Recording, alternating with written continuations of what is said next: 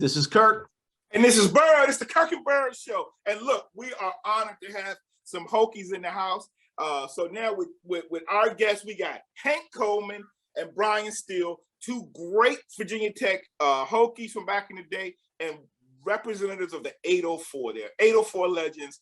And so to go with Kirk, I got Bryan and I got Hank. I got three Hokies I got to fight off tonight. So we'll talk a lot of football, but if it's too much, we'll go to basketball and remind them of how VCU always crushed them when we were in the same basketball conference. So we can always go there. Hey, look, so welcome to the show, guys. Hey, thank you. Glad to be here. Yeah, man. Great. Thanks for having us. Man, I'm so excited. I can't hide it. Like the Pointer Sisters said, these are two guys from the glory years, the mid-90s, back with the big old shoulder pads and that signature win. Two guys out of the RVA, and we're honored to have you. Rusty and I love to talk, but we want to hear a lot from you two.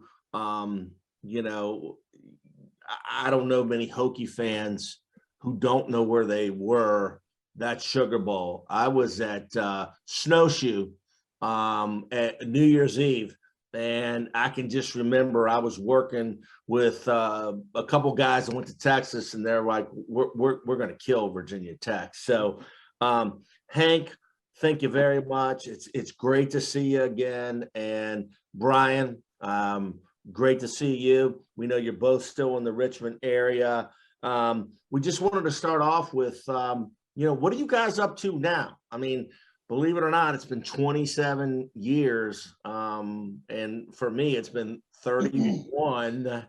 Why don't we'll start with Hank and then let you go, Bryan. But Hank, why don't you catch us up on what is going on in your life now? Oh man, well, you know, when you say it like that, that's a long time. So, and it's funny how, you know, time flies. But no, man, Yeah. I'm entering my I guess my 25th year in banking. I'm at Bank of Okay. America, senior vice president, and actually I manage our from Richmond to Southwest Virginia market in commercial business banking. So my 25th year, man. Right. And Wow. you're with Bank of America, Hank? I am. Okay. Yep. That's my bank. Okay, good. Yeah, hey, we appreciate you. We appreciate you. Yeah. Hank, I'm sorry. Hey, I don't know if you say you've been there 25 years. Does that go back to whatever it was when I was in college? Then it was like Sovereign. Yep, the Nations Bank. Nations. Yeah. So were you there with them all those times? Yeah, no, not the entire time. I originally started off with actually Crestar. And, Okay. Yeah, that's where I got my initial start. And you know, it's just interesting. And I know we'll probably get more into it, but career-wise, but it's interesting once you stop playing football. Oh yeah. Bryan, it looks like age has been very good to you. I'm quite a bit heavier. You look like playing weight. But, you know, for everybody out there, our listeners, we're going to have a lot of people in Hokie Nation. Just tell us what you're up to and how life is treating you now. Well, first, I need to get Hank to wire me some money, man. Since Oh yeah, you know, Got you. wire me a few dollars anyway. Yeah. So these days I'm a teacher. I've been teaching for about probably 17, 18 years. Okay. I teach in high school. I teach health and PE, so I'm trying to get the kids active. And I actually got into teaching to be a high school football coach because that's what I wanted to do. And you know, ultimately that kind of didn't work out the way that I wanted it to. So I coached track for a few years.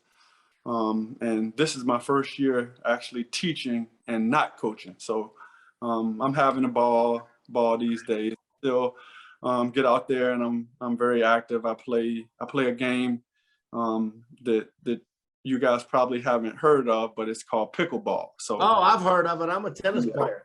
That's bomb, man. So I spend most of my free time these days on the pickleball court, you know, working on my game, playing tournaments and doing that. I gave up flag football and I gave up pickup basketball a few years ago because those are young man sports.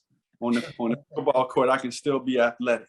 They say. Yeah, hey, Bryan, man, we talked before this. Like I said, I played against you, and I watched you a lot of time in those flag football years. How many state championships did y'all actually get? Did y'all win any? Yeah, so we won, I think, 5 or 6 in a row. I think we won a total of 6 or 7, and we won quite a few in a row. That was a ball. That's some of the most fun I had playing football. Was out there playing flag, because Hank remembers. You know, I was a little fast guy. I love to run around and catch balls. So, you know, that's what flag football is. So that was my second calling. You know, once I finished playing for real. Yeah, and the thing about flag, man, and I'll let you say something, but it's like, to me, at some point, even my brother Melendez, who's a common friend of you guys, you know, at some point we all gonna walk away from the game. And it doesn't matter if you play a Tom Brady's career at some point, or you finish in youth or high school or college. We all gonna walk away. But the thing that I enjoyed about football, flag football, was still getting to kind of show those skills, but the fellowship. You know, not too many other places I would get to go once a week, hang out with some of my best friends. In fact, one of my best friends from high school. And just that fellowship, that was one of the biggest things. And you know, it didn't matter we didn't have a crowd, but it was just, hey, this is a game I love. Why not keep playing it for a while? Yeah, that's the thing. That's the thing that you miss. You know, when you stop playing, is the relationships and the camaraderie with the boys. So yeah, it was good to keep playing for a little bit and still have that. Well, I'll tell you, man, I tried to play flag football when I finished up. You want to hit somebody though. You're a big dude, man. It was a bank. The bank at the time, Crestar had this league, and so the guys like, come on, play. And so I was like, okay. And at the time, my wife was with me. She was my girlfriend. And man, you know, the guy came across the middle, and I hit him. You know, and I just got up and walked off the field, and I have never played ever since. Right there at Bird Park, we were practicing. I hit the guy, man. I felt so bad, you know. But it was just normal, natural instinct, I guess. But I left it alone. I was like, no. You sound like Melendez, because hey, Bryan, I don't know if y'all did this, but we would always pick up new people just for states, because the whole team couldn't travel. So one time I had like Melendez, some friends of mine, Damon Wallace, who played at Duke, and we just picked we had no experience playing together, but especially the guys that played college or pro football, man, they were laying people out. I was like, hold up, dude. I know. Yeah, it's different. It's different. Yeah. So as we discussed before we started recording, we kind of want to, you know, people usually see the highlights. People ask you all about the glory years, but Rusty, why don't we do a narrative on where everything talked with these two, where everything started with these two guys in Richmond. You know, I'll hand it over. Like, are you native Richmond? Did you grow up in Richmond? Did you move there? And let's talk about coming up in Richmond. What sports you played? You know, those type of things. Go ahead, Hank. Yeah, I grew up right here in Richmond, in the south side of Richmond. You know, I was a 3-sport type player. You know, football, basketball, and track. Football, basketball, and track. Okay. Yeah, you know, I was state runner-up for basketball. You know, I had. Where'd you go to high school? Went to That's right. Oh yeah. At that time, it was more because B Steele went to the rival school, Huguenot, and so we had good battles. And they used to just beat us all the time. I mean, they had all the talent and everything, man. And, you know, Jared German and all those guys that went to Georgia, you know, B Steele came right behind them, and he was a speedster. So, but, you know, it was fun. And I just think, you know, for me, it's like almost high school has kind of gotten away from that a little bit, because it's so much now involved in the business of it as well. And just the kids, you know. But what is exciting is that the kids have more, I would say, opportunity to train at a very high level. Yeah. For us, I know I didn't start really lifting weights and stuff until probably I was in 10th grade. You Right. know, it was Very, very crazy common. that because I was just like, man, you know, I had a job and everything. Oh yeah. So yeah, but it paid off. It really did. So I will say this, Bryan, how many sports did you play? I played a little basketball. Basketball was always my favorite sport. I played on a JV one year, and then I played varsity my junior year, but never really a whole lot. So most football, and I ran track. Yeah, track was good for me because it helped me, you know, work on my speed and stuff. I was a long jump champion, and Okay. yeah, so I played, you know, mostly football, a little basketball, and I ran track.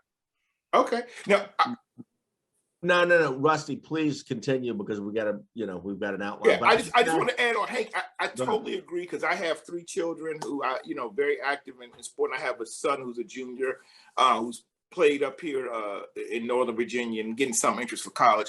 But and I've coached my kids. And one of the things before, you know, we really got them into any type of training stuff, I was like, hey, I want them to play soccer. I want them to run track. I don't know if they'll be football players or not, but you're right, there's a lot more specific in there's training. But one of the things that you guys did, if you think about it, we actually, by playing multiple sports, were already cross training. Yes. You know, like a lot of the kids that are getting this specific training, they need that agility and speed because they're not doing anything else. Right. And unfortunately, sometimes when you're playing just the same sport, and I tell parents this today, like if you focus too much, that's when you can really open yourself up to a lot of injuries. But anyway, my point is, yes, we didn't have those trainers, but you know what you did? You used to go outside and play, and you played multiple sports year round. And so you were actually doing a lot of that cross training and preparing yourself. Right. Yeah, so something, you know, I actually had a point of information because you are a little younger than us. I hope that makes you feel good. But I remember a guy named Peter Walford that played for Richmond when Richmond was a 15 seed and beat Syracuse. Where did he go to high school? Bryan, I want to say it was Huguenot. Jefferson at that time, I think it was the combined schools then. It was but I thought Peter Wolford was like from like somewhere down like Danville or somewhere. I thought he was from Richmond. Yeah, I'm wrong. I'm not sure. Yeah, I don't know. Yeah, but the good part is that he has a son that's damn near a pro baseball player and is at UVA. Yeah, he's probably going to be their starting quarterback in the fall. Yeah. Wow. Yeah. Hey, guys, let me ask you something. So back in the day, when did they break it up? Because this is totally not fair, but I get it. But Jefferson Huguenot win. How did they not win every state championship in every sport? Let me tell you something. If we had Bethel, Hampton, and Phoebus, nobody would have had a chance. What happened? And I'm gonna say this because my boy Kendrick Warren played at TJ, and he went to VCU, and we're gonna have him on the show. I just rapped to him not too long ago. Did y'all play against Kendrick and Thomas Meredith? Yeah. Oh yeah. Definitely. I played against Kendrick. Bad man. Man, let me tell you. So that was some of the biggest turnout sporting events. Oh yeah. My claim to fame and playing against Kendrick was on a Tuesday night. Might have been a Tuesday night. We played him. He had 14 points and like 7 rebounds, and it was like that was stopping him. Yeah. We ended up playing him that following Friday, and I think he had something like 25 and 15 on me that Friday night. So, yeah, man, just. Hey, did you play in the game that beat TJ on the buzzer beater at TJ? Because I was at that game, and I was young though, so you might not have been playing yet, but I remember. Yeah, I was on JV. Okay, so with JV when they did that, I mean, I remember that game. So the whole city used to watch those games, and it was huge. It was huge. I remember going to those games and just wishing to be on that stage. You know, those was the dreams. I remember watching Hank, because Hank is a year older than me, but I remember just Henry Coleman, man, the big fella in the middle, you know.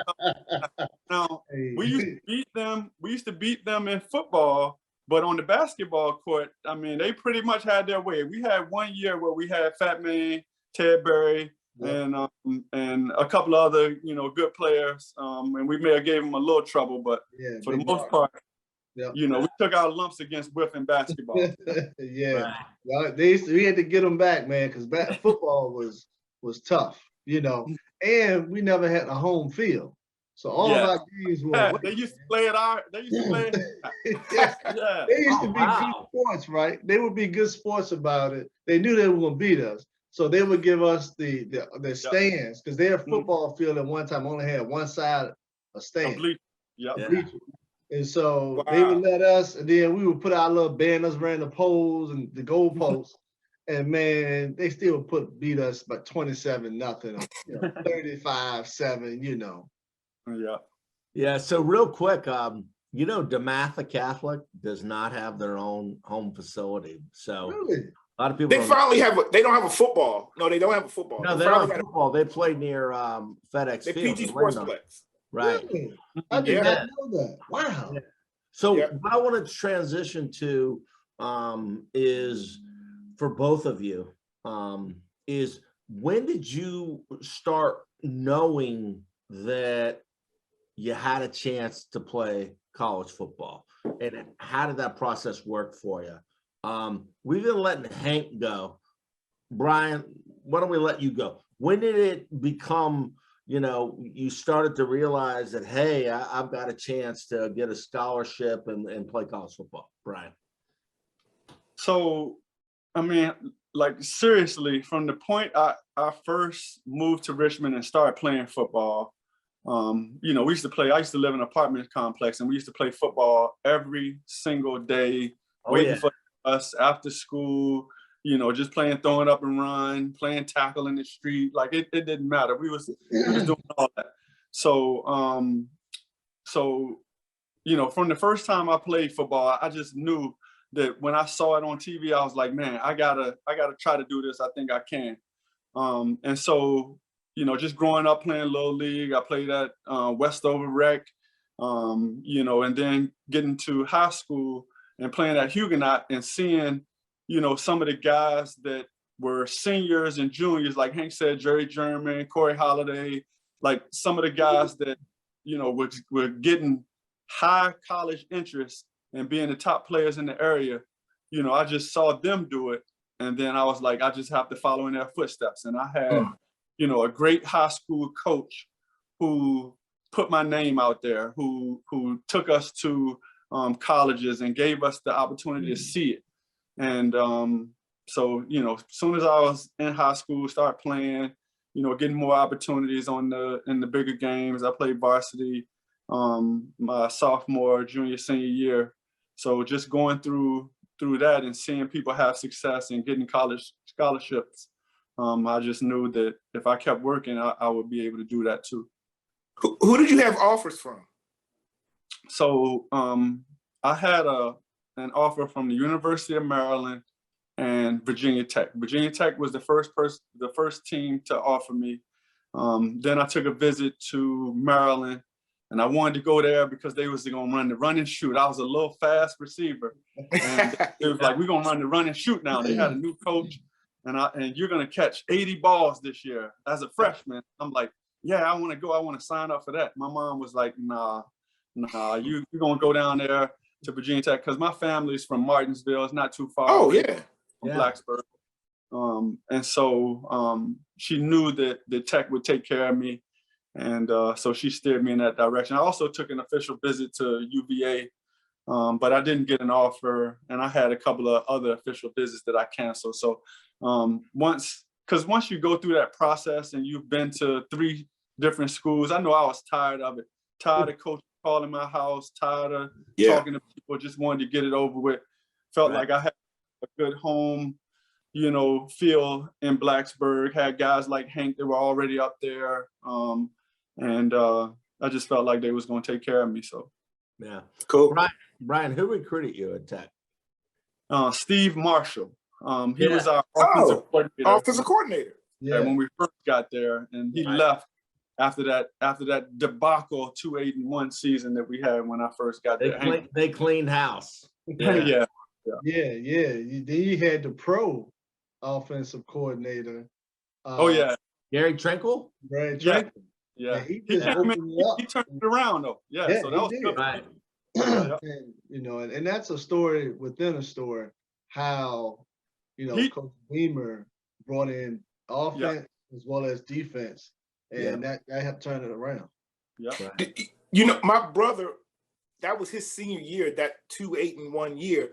Yeah. You know, he had always wanted to be redshirted, but you know, Beamer was just starting. It was like, no, you got to. He says, man, if I had just been redshirted, that next year started your run of bowls, 20 some years. That very next year, you know, and that impacted like his senior class. I don't think anybody actually got drafted into the NFL, but a lot of guys made it to the league, but I don't think they were drafted. You know, they had to be free agents. Whereas once you start getting that bowl, you know, those bowl games, getting recognition, that goes a long way to helping you get that recognition and be seen. Absolutely. How about you, Hank? When you know, when did you realize playing it with that you had the opportunity, you know, when you started getting mail and those type of things? Was it 10th grade or was it 9th grade? Well, I'll be honest, man. I actually thought I was going to go to college and play basketball. Basketball was my favorite sport. I was doing well.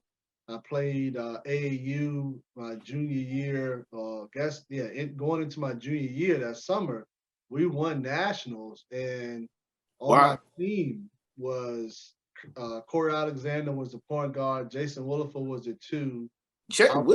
Wow. Yeah, I was the 3. And we had a guy named Kevin Connors who played at Richmond, was the 4, and another guy by the name of Kevin Ross, who was the center.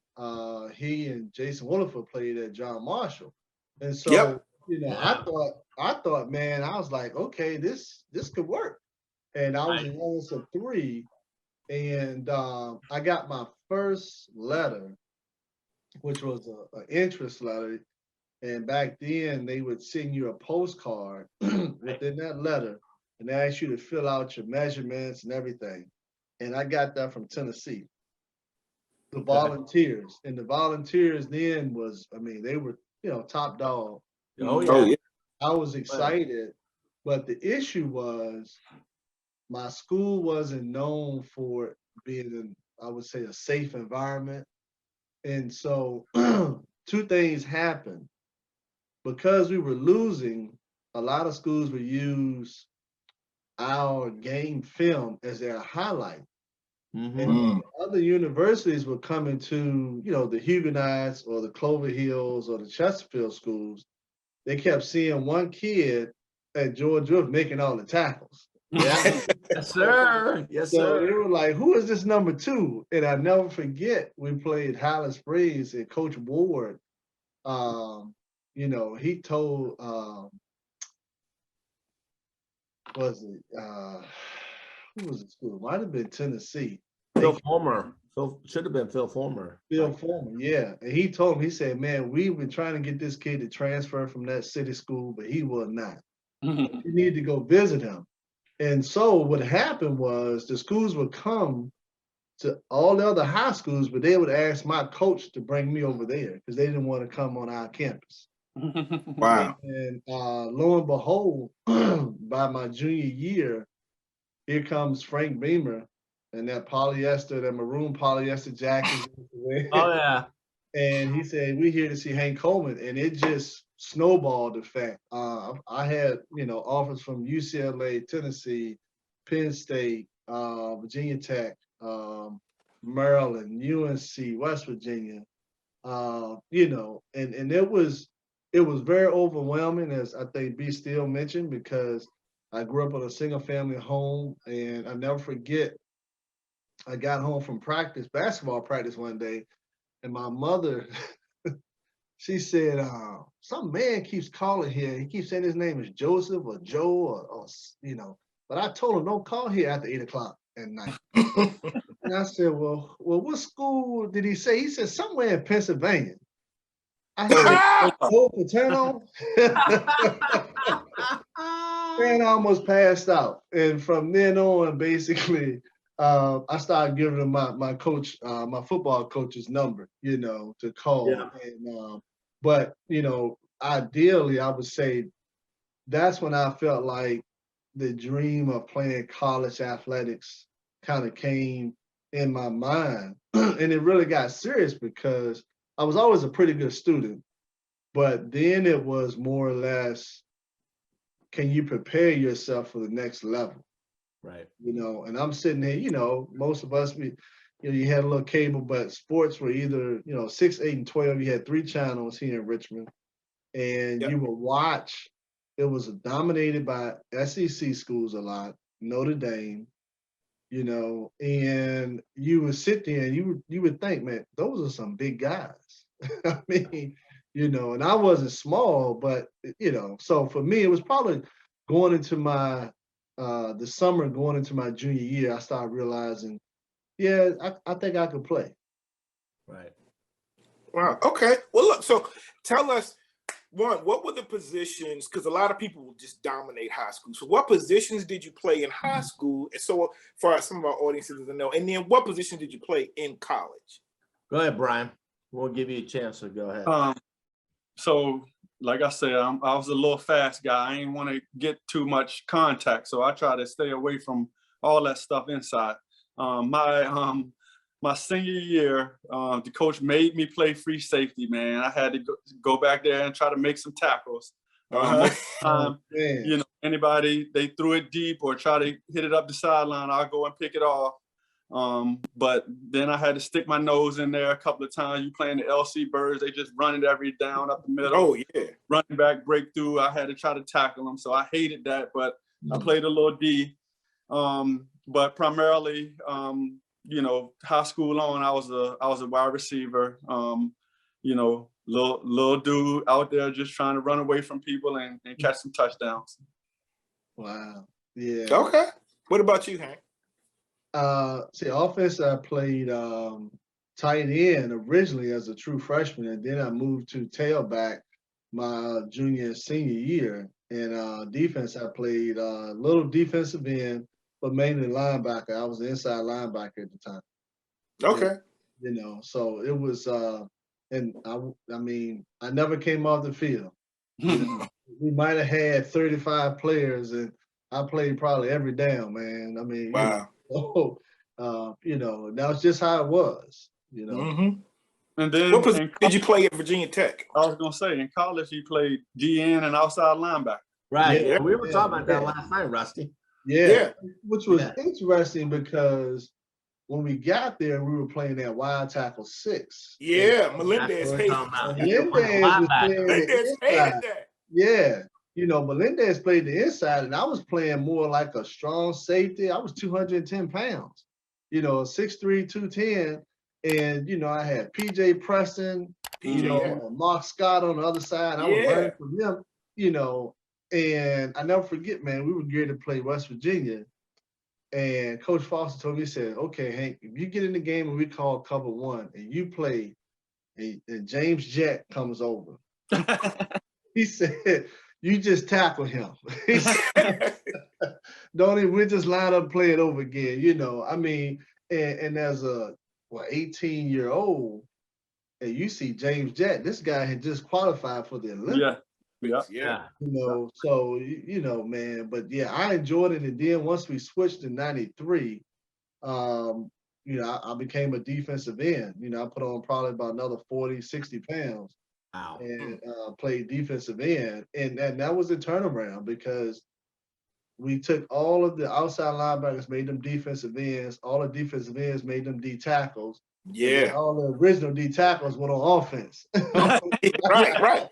But y'all were a little late getting there, but that's what Miami, the Hurricanes, were doing years before. They were taking those athletes. Hey, okay, you were a safety in high school. We're gonna put you at linebacker. I mean, they were putting speed everywhere, and then they act like Russell Maryland was a tight end and was a great athlete, and then put on the more muscle and weight, and you know, Hall of Famer now. Yeah, Okay. man. I mean, that was, you know, our defense was really derived from the University of Washington when they ran that defense. And I never forget, I was going home because we had the 2-8-1 season, and they said, stop by the office before you go on Christmas break. And they gave me these VHS tapes, and they were like, there was a guy who played at Highland Springs that was playing at University of Washington. And he said, watch this tape. This is the position you're going to play. And I was thinking to myself, home, I'm like, man, hold up. You know, I might be 235. They even want to play defensive end. It's ridiculous, you know. Yeah. And there was no transfer portal then, you know. But it worked out. It really truly did. And you know, the other guy on defense was Phil Elmation, who I think doesn't get enough of the accolades, but he was a turnaround specialist. And he, you know, not only did he, as far as teaching us the defense, but he taught us how to win. Yeah, the mentality. Elmo had very that tranquil for all you boys. Yep. Yeah. Gary Tranquil had just finished up as the offensive coordinator, I think, at Cleveland Browns. And so for him to work with the Bryan Steels on the team, I mean, it was phenomenal. You know, we could stretch the field with Bryan on one side, and we had the leading receiver out of the state of Florida, which is Jermaine Holmes. Oh, yeah. 6'3", long-legged guy. And then we had the #1 running back out of the state of Florida. Yeah. Which was Dwayne Thomas. So, you know, we had the studs, and it was just a big difference. And when Bryan came on his visit, I hosted you, didn't I, Bryan? So, what's my man, the fullback, Mike Hodges. Remember Mike Hodges? So Mike Hodges hosted me, but I remember coming by the dorm and hollering at you and Lil Mike. And Ben and all them. Yeah, I mean. And we went all speed. And so when we, you know, my roommate Mike Williams, who was at Kickertan, they won, baby. Yeah, they won the pen relays going into his freshman year. I mean, into his senior year at high school. So we had speed. Man. I mean, it was unbelievable, you know. And it was just exciting. It was an exciting time. Yeah. Mike's older brother Eric played he ran the VR at Kickertan, and he was the quarterback at I played against him. Great player. I ran all over them that year, by the way. Look, so Eric Williams' daughter Bailey played at Cosby, where I teach. Oh yeah. She's actually a good basketball player. I think she's still at JMU. That's where she went coming out of high school. But like Hank, with the transfer portal, who knows who's where? Right. Yeah, right. Y'all mentioned a couple of things about your time at Tech, but tell what kind of sticks out in terms of a great memory, whether it was playing football, not playing football, what you know, like really, you know, I know you guys have mad love for where you came from. So just tell us, what was it like? What some of your best experiences at Virginia Tech? Man. Go ahead. You know, I would just say one of the things that just sticks out for me, man, was truly the brotherhood on and off the field. You know, for me, that's where I met some of my closest, dearest friends that I still talk to. The guys that the Mike Williams, the Rashid Williams, the T1 Stevens, the Ben Scotts. You know, we still talking and chatting. We holler at B Still once in a while too, but it was the brotherhood of the older guys, the William Boatwrights, the James Hargrove, the John Granby, the Greg Daniels. You know, William Boatwright is the godparents of my two boys. Oh, wow. You know, and vice versa with his three girls, my wife and I. And to me, that's what really sticks out. And we had some great times, the winning the games. being able to be a part of a group that helped start the tradition, Yeah. you know, and what B Still just said was a lot of people have forgotten the 2-8-1 season. I think it was the Men in Black pen or something, but you know, you remember that, and the Sugar Bowl was special because that was like the plateau of that hard work and success. But the reality was, I think we had more fun in '93 at our very first bowl game, Independence Bowl. Independence Bowl, because Yeah. it was so new and we had Mhm. worked so hard for it. You know, by the time we got to the Sugar Bowl, we were like, oh, okay, yeah, okay, you know, we're going to the Sugar Bowl. And we were excited because that was, you know, that was prime time, you know. Yeah. But those are, I guess, the three things that stick out to me, you know, the brotherhood, the very first bowl game, and then I would just say, obviously, the '95, you know, Sugar Bowl team, you know, that win alone, you know, we were playing Ricky Williams, you know, Wow. those guys, and I mean, we were punishing them, you know, and that really separated us to put us on the map where now people are beating down, you know, Coach Beamer's door. They went from driving those white little Cavalier, I call them service cars, to getting like Lincoln and Cadillac, you know, contracts, commercial. So, yeah, that's what sticks out. How about you, Brian? I mean, So, what sticks out in your Virginia Tech career? so for me, I remember being a freshman and, you know, like meeting guys like Lenny Bird, you know, guys like Von Hebron, Tony, Bo Campbell, Ray Crittenden, those guys, Yeah. just like not being too big to help a young fella like myself. You know, a skinny little 159-pound, you know, wannabe wide receiver. You know, those guys looked out for me. I remember, you know, living in the dorm, you know, people always talking about the fact that, so me and Hank was from Richmond. They told me, because Hank was way bigger than I was, so I was Hank on crack.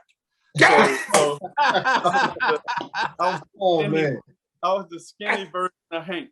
You know, because they always say, you know, light-skinned people look the same, you know, y'all look alike, you know, blah, blah, blah. So I remember stuff like that. And you know, of course I remember all the bowl games, but you know, just had a good time there, you know, seeing young guys with their head on right. Like Hank was always a good student, you know, he carried himself the right way, you know, professional, you know, just doing what he was supposed to do, you know, and just guys that you look at like, man, you know, these dudes, because where I came from, a lot of people was not doing the right thing. People that look like us, you know, we weren't doing the right thing a lot of times. So we got a chance to see a lot of guys doing, you know, the right thing and being positive and having goals and going on to, you know, like do good stuff that I wanted to do. Like, you know, Antonio Freeman, you know, we had a good relationship, you know, he showed me the way how to be good, you know, he was a pro. So guys that I looked up to and, you know, wanted to be like them. Right. Cool. So, couple questions. One, away from football, what was your experience like as a student in Blacksburg, which is a very special place? Just talk a little bit about that. We'll start with Hank.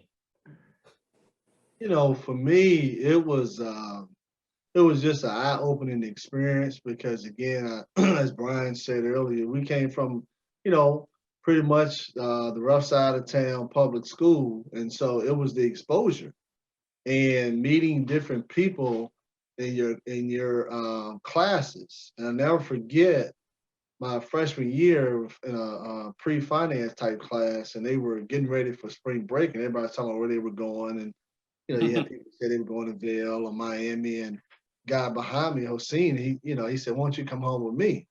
And I'm thinking he lived in Northern Virginia or something. And he said, no, I'm from Dubai. Oh, And I was like, man, at that time, I had no idea really where Dubai, where was it? You know, I just said, well, it yeah. must cost a lot to go there. I said, man, I can't afford a plane ticket. And he said, well, don't worry about it. He said, because my dad bought me a jet for my 18th birthday. Man, You know, that is cool. and it was just mind-boggling, man. You know, and so for me, I felt like I didn't do a better job, and that's what I tell my boys and other young, soon-to-be college, students is make sure you network and meet as many people as possible, because as a student athlete, you really don't get a chance to get on and have time to spend with the traditional students. But at this point, you can, and so for me, that was just awesome to be able to meet. I met a young lady who was originally from Switzerland, Mhm. and it was just awesome, on that part. And so that was my experience, and I just cherish that all the time. Okay, great. What about you, Bryan? I mean, outside of football, the opportunities there, obviously, it's allowed you to do a lot of things in your life. And, Blacksburg is a very special place. It's a lot different now. But, how did that affect you outside of football? Yeah, so I didn't really do much. Like I've always been like a quiet kind of to myself type of guy. So I didn't really go out much and meet a whole lot of people, man. Anybody that knows me, they were always trying to get me to go out and do stuff. But I mean, I enjoyed all my time in Blacksburg. Met some people in class, good professors. My major was communication, so I always wanted to be on TV. I wanted to be a sports broadcaster or something. But once I finished, I never really pursued it because I was always, a homebody. I wanted to be around close to, where I lived, and didn't want to travel a lot and that kind of stuff. So, but I had a great time in Blacksburg, great place. I did get to meet some people. People helped me out a lot, and I definitely appreciated all my time I spent there. Cool, Bryan. So after school, after you finished at Tech, you had an opportunity and you played in the National Football League. Can you tell us a little bit about that? Yeah, so I played in San Diego, played for the Chargers, and going to San Diego was something that I didn't really look forward to. I had always wanted to play in the league, but then once it was time for me to get drafted, I was like, dang, man, I don't have a choice of where I'm going. They're going to pick me. And of course, because I wanted to stay somewhere close to home, they sent me way to San Diego. Hold on, Bryan. Great weather, beautiful women. They didn't want to go there. Yeah. So, so as a 21-year-old, I did not want to go. A lot of people, because I'm telling you, I did not go out. I wasn't into a whole lot of, stuff that a lot of, young people look forward to.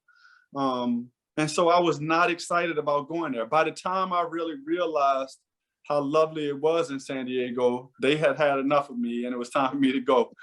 So I played 4 years out there, spent a little time in Atlanta, a little bit less in Dallas, and then finished up. It was a 4-year career. Couple of good things did come out of San Diego. I met my wife there.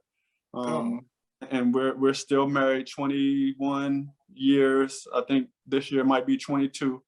And my oldest son, who just graduated from Tech, he just finished in 3.5 years at Virginia Tech. He's a political science major.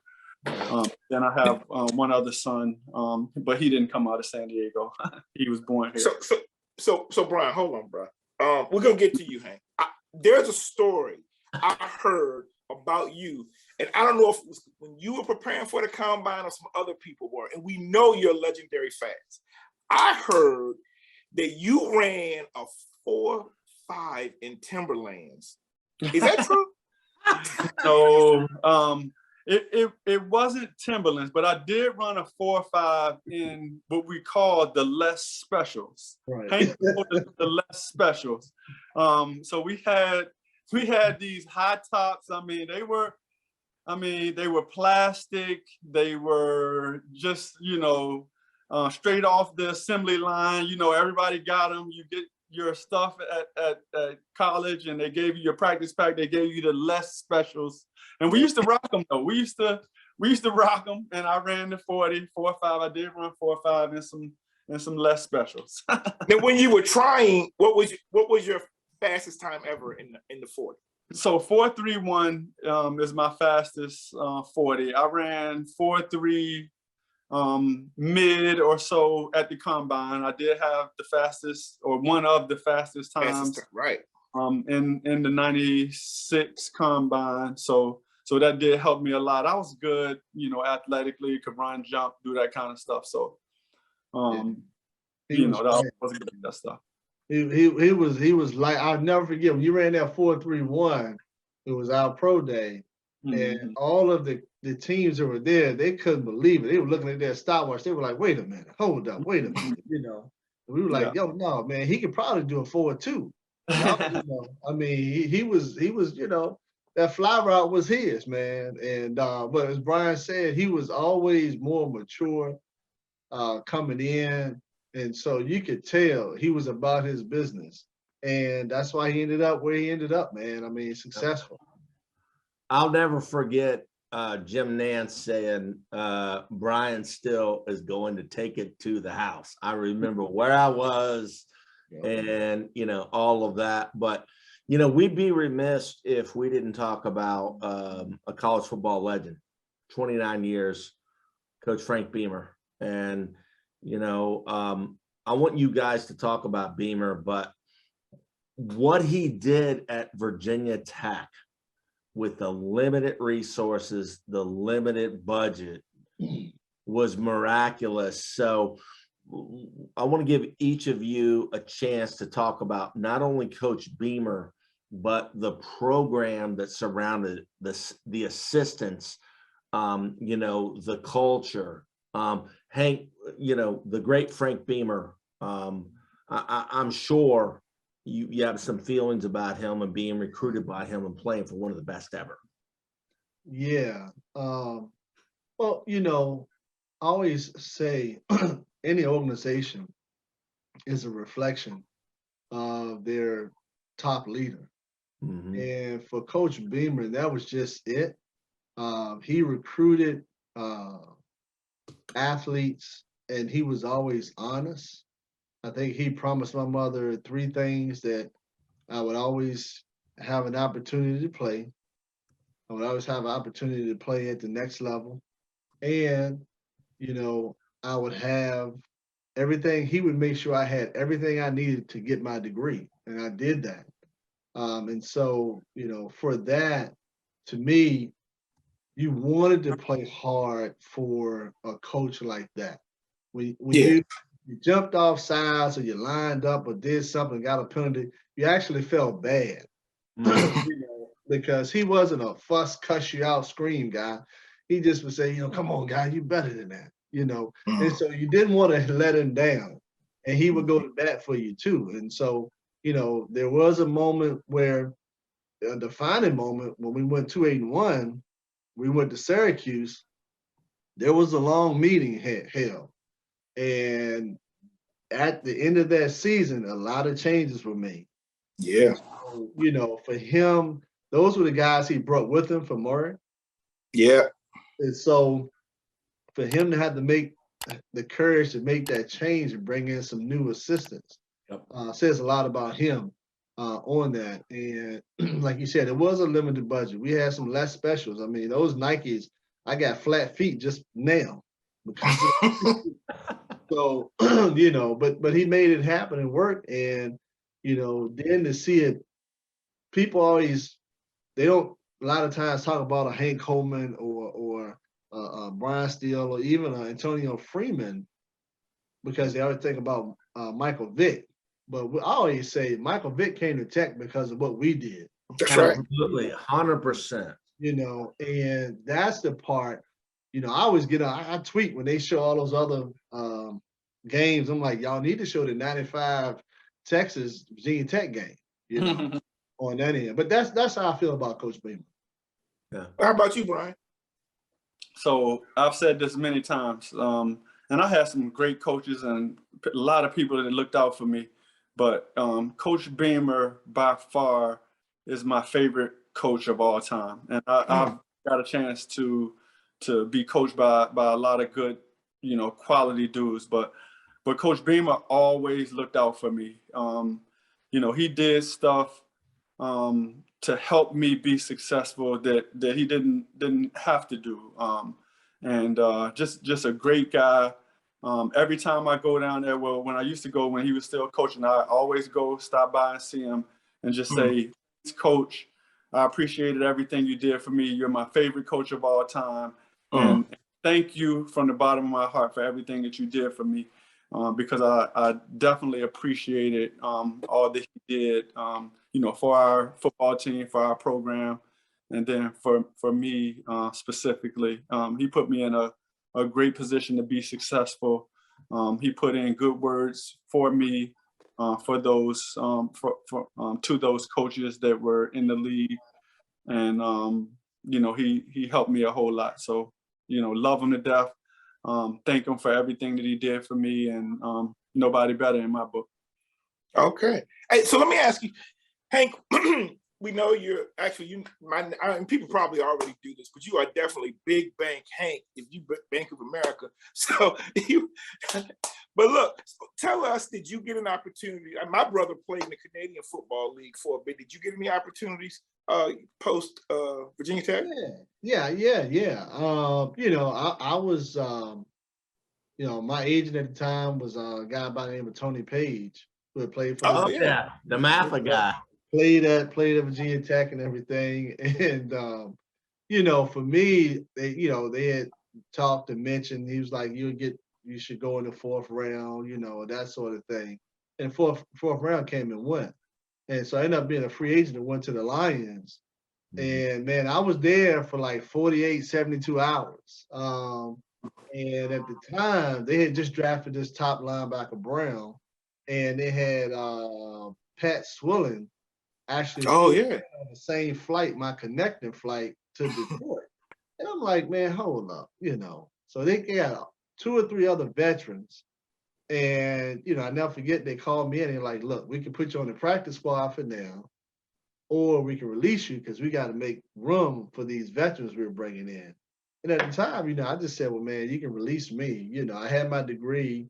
And, you know, to be honest, I wasn't, but after playing since I was 8 years old, I had basically said to myself, you know what, my body was telling me, you probably could, you know, you might maybe think about shutting it down, which was fine because I did get it out of my system. And I could have went to Canada, but the exchange rate on the dollar, you know, I was like, you know, 80 grand, I can go make that maybe at work or something, you know. And then after I sat out a year, you know, I always say you know, December 23rd, 1997, I was in Hecht's department store and I ran into now my wife. And so I always blame her. She ended my career. But she started it, you know, at being, you know, a dad and a husband. Like you said, I'm on my 21st year too this year. So, you know, I always tell people, get it out your system, whether you can play pro, semi, flag, or whatever you can do, get it out your system. And for me, I had to hand it out my system. I had some other offers from then it was the LA Rams, which they won, and Minnesota. And at the time I was playing around 295, and both teams wanted me to move up and play at 325 and play a defensive tackle. And I was just like, you know what? I'm done. You know, there's no way, you know, I Mm. could add another 15, 20 pounds, man, Right. Wow. and be productive. And so the desire just wasn't there, but it was fun. It was a great experience. And, you know, I cherish it all. Yeah, man, that's how I see that. I didn't know that.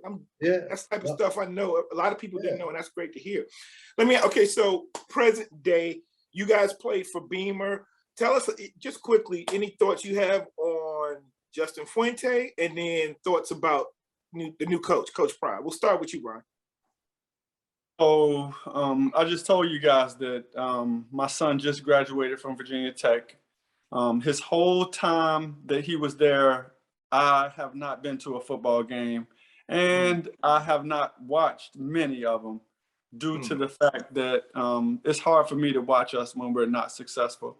Yeah. And who knows if it's the coach's fault, but I just know, you know, bottom line, we need to recruit our Virginia players better.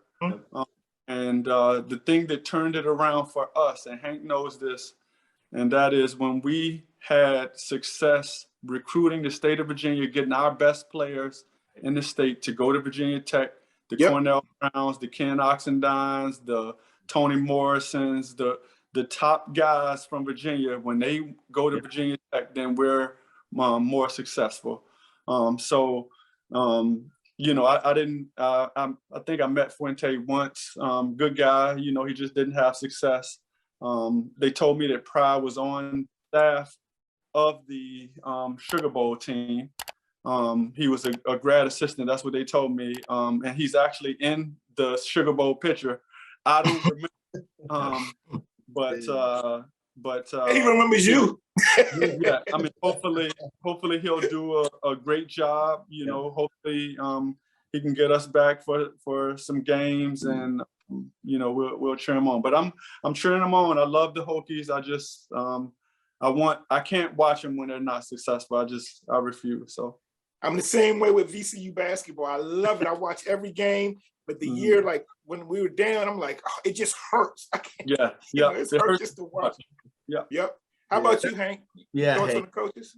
Yeah, I mean, I would just say, you know, it's always hard for any coach, I think, to follow behind a Hall of Fame coach. Yeah. And so, you know, and two, I just, you know, at the end of the day, as Bryan said, you have to recruit hometown. You know, then you fast forward now, and Pryor was actually the grad assistant to Todd Grantham, who was coaching the defensive line. He was coaching us. So you remember? Yeah, I remember him. You know, he was a small, you know, scrawny guy. He was hungry.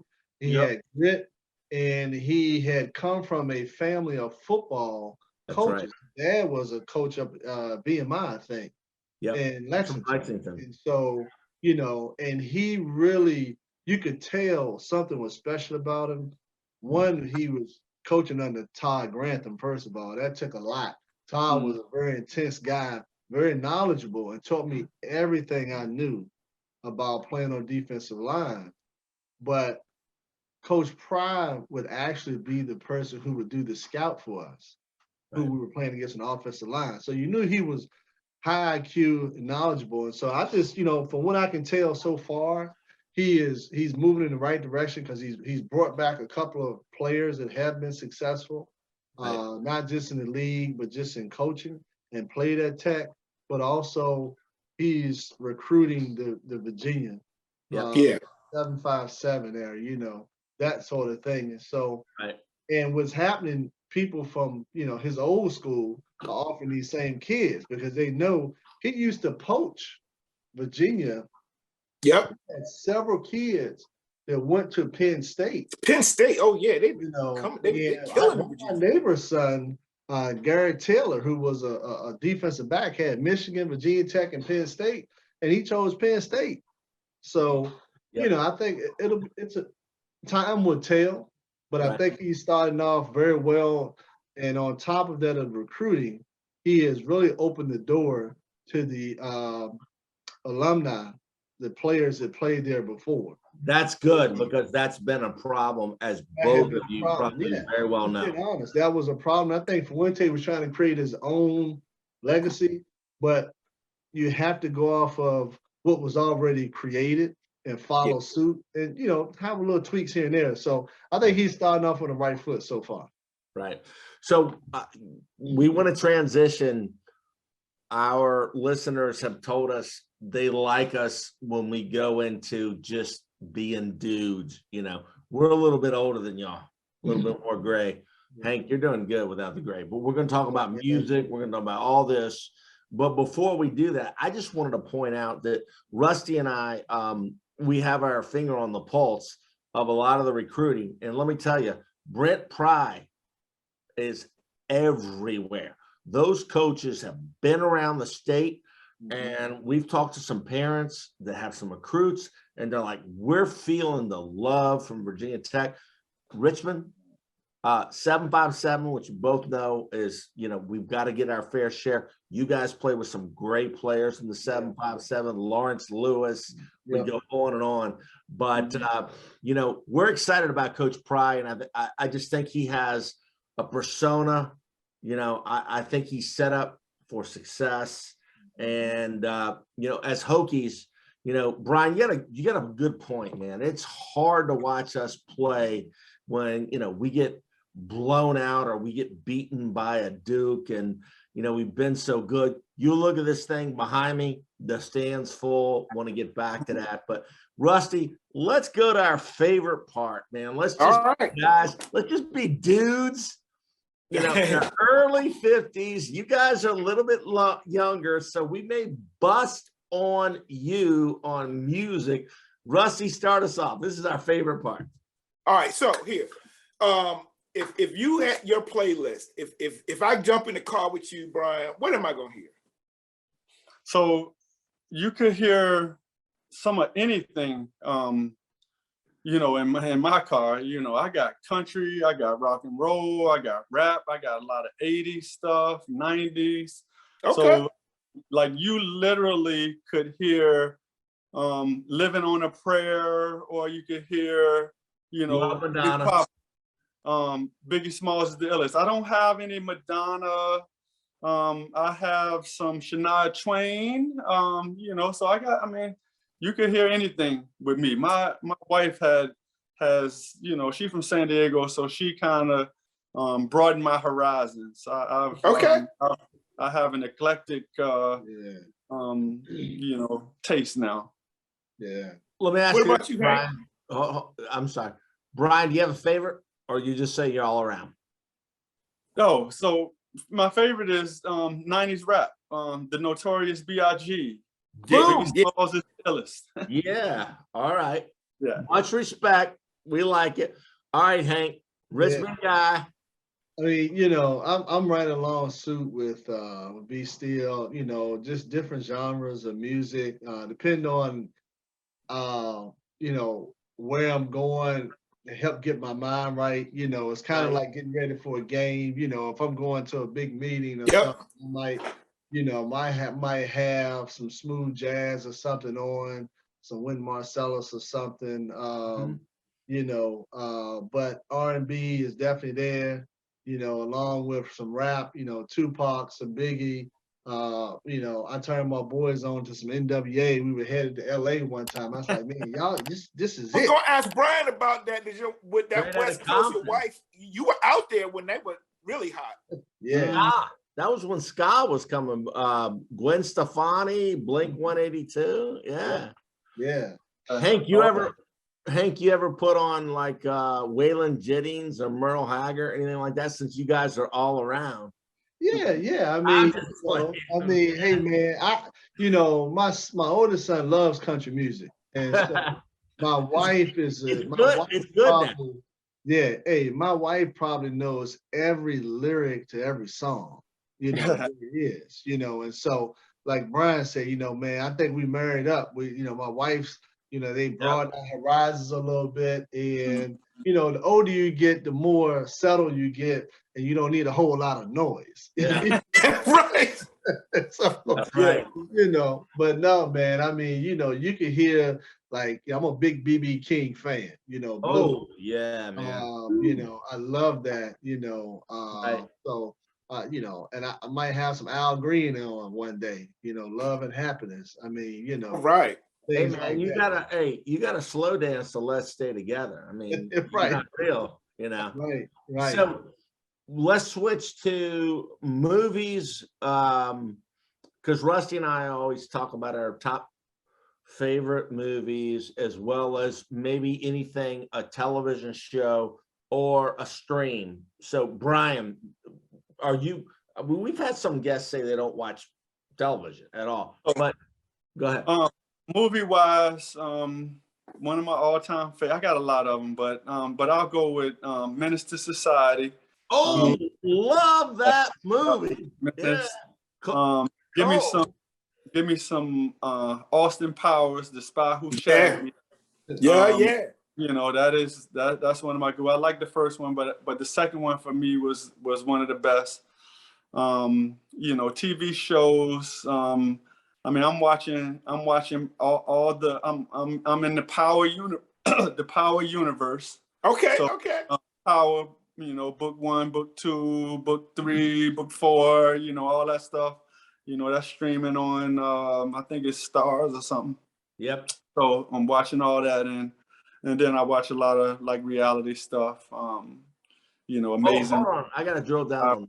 What reality do you like? So like Survivor, me and my Yeah. son watch Big Brother together. I watched Amazing Race, you know, stuff like that. No New Jersey House, New Jersey. No, You no, don't do that? no, Oh, man. Okay.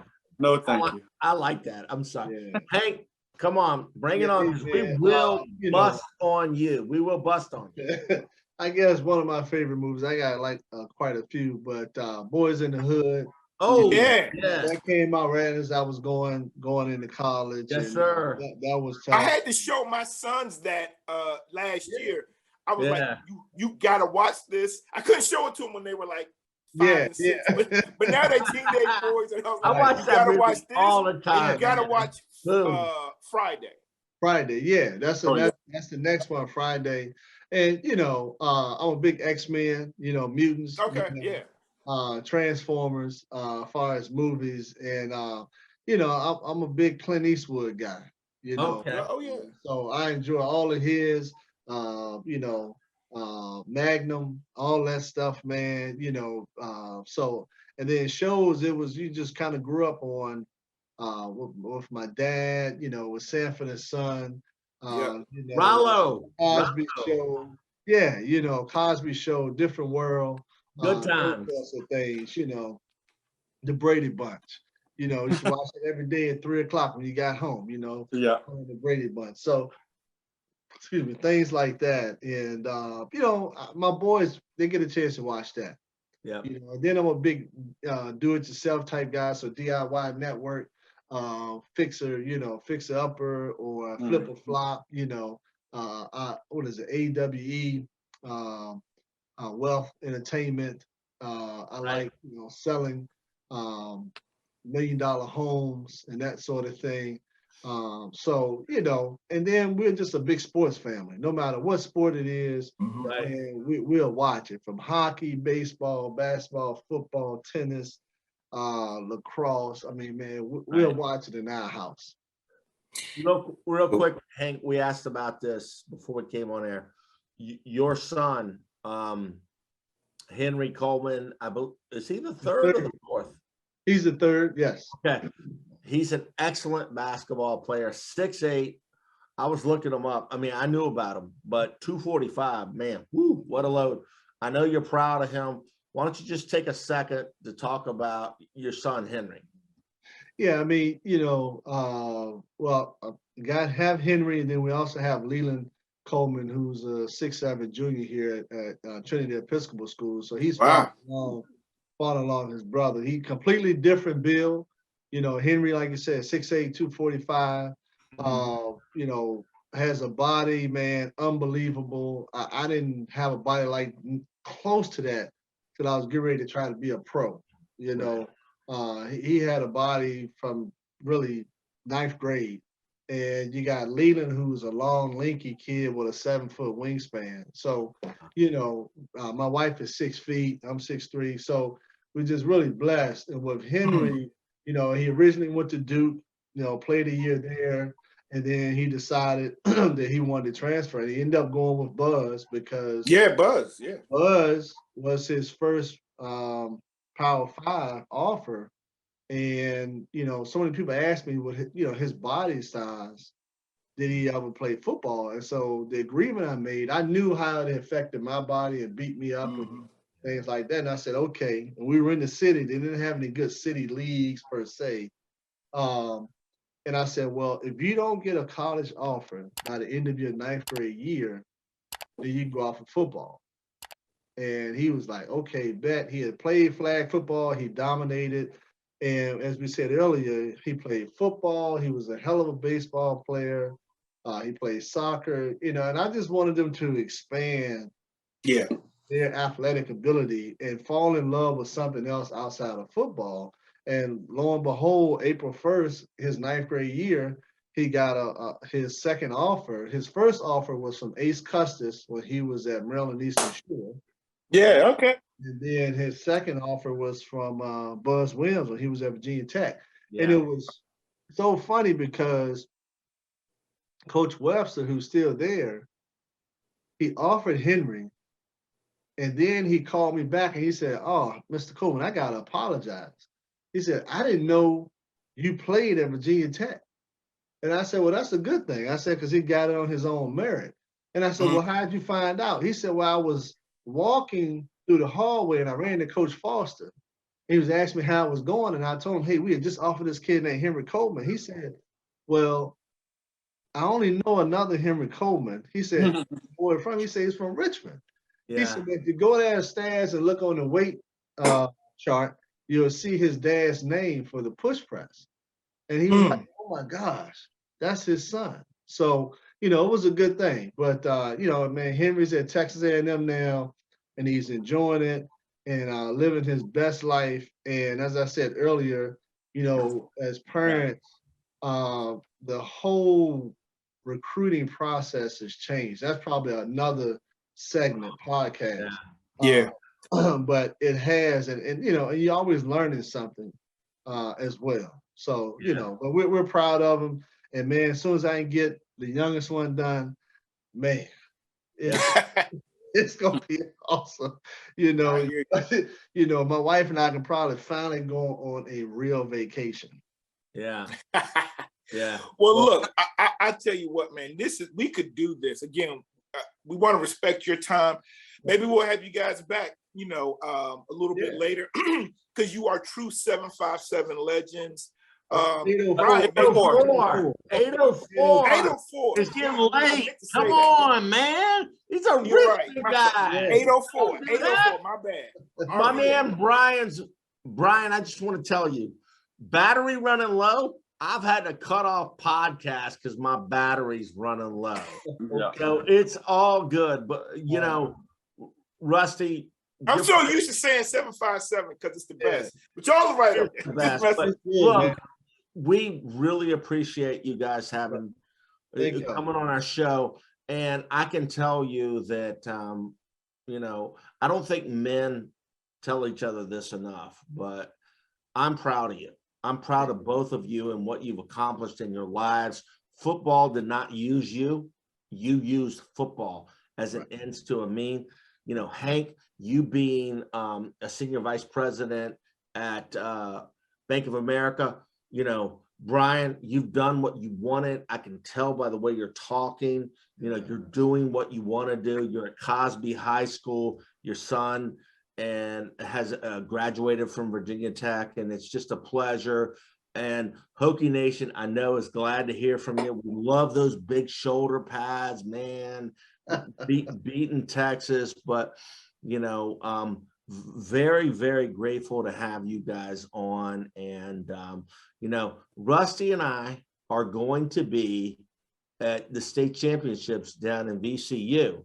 So For basketball, a couple of weeks. Yeah, Yep. basketball, excuse me. So maybe we can break bread together. And, I know Hokie Nation is very much looking forward to how Hank Coleman and Bryan Stillman are doing.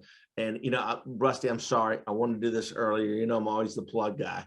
Should have done at the beginning. But YouTube, please subscribe to our YouTube channel, The Kirk and Bird Show. We've got a lot of great interviews coming on.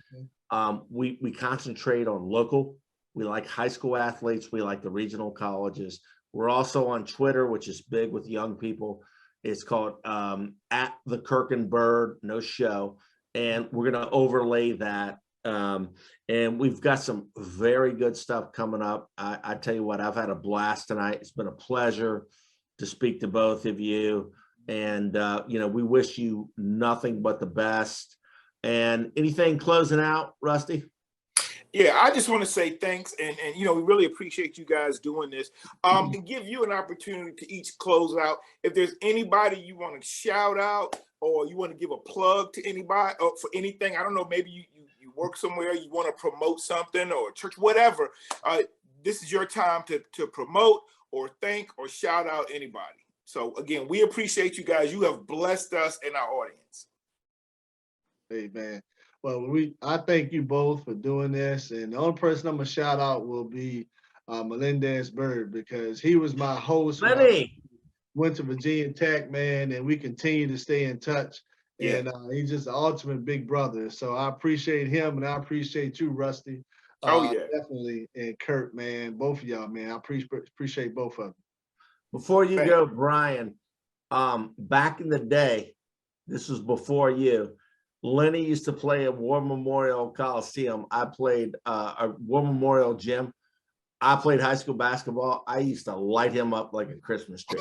But anyway, go ahead, Bryan. Hey, look. I haven't played against Kirk yet, but I will give you his bona fides. So you got to know. He was the only white dude on Phoebus's varsity basketball team. So he got at some game. Bo Campbell almost jacked me up a million times. But go ahead, Bryan. We want to give you a chance to close us out, brother. Yeah, I just want to say thanks for having me. It's been my pleasure. Yeah.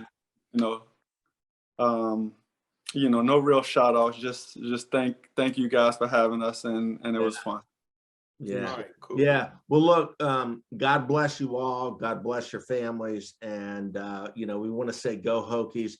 This has been a lot of fun. As we explained to you in the beginning, our show is all about just discussing. It's not a typical beat writer thing like that. And it's been a lot of fun having you. And,